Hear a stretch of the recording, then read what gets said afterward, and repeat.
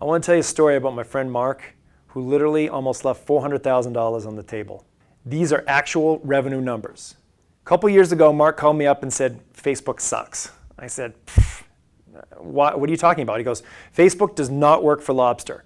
I said, really? Tell me more. And he did. He explained that he had hired a growth hacker, he had spent $4,000 on ads, and he'd only got one sale. Therefore, Facebook didn't work for him. I thought about that as a guy from Maine, and I was like, well, I eat a fair share of lobster. What'd you do? And he mentioned that he ran ads and said, hey, come buy the lobster, and only one person actually did that.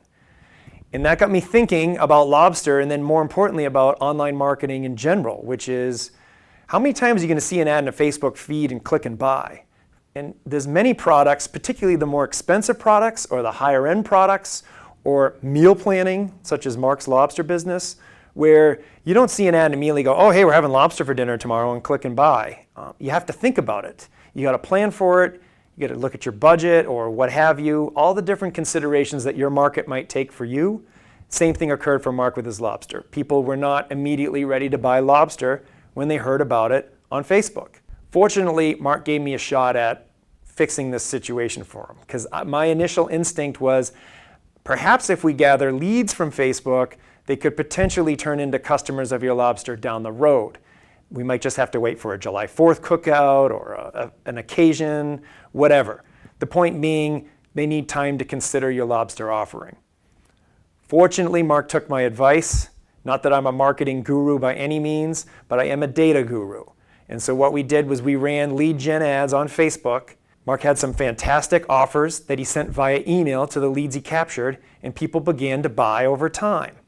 And then he realized, hey, Facebook is worth money. Before cutting this video, I thought it'd be interesting to check and see how Mark had done on Facebook.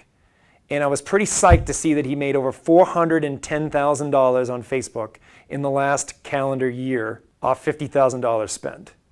So that type of ROI occurred to Mark because he didn't give up on Facebook, but evaluated it correctly and used data to actually get his business forward.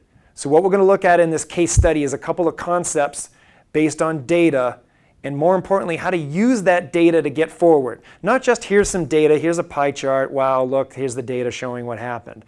It's actually, here's what you should do with data to grow your business, and what Mark did and precisely how it grew his business. Because there's going to be some things in this case study that you'll be able to do yourself and immediately just make more money. So it's important for you to download this case study, evaluate what we say in here, and see how it can work for you.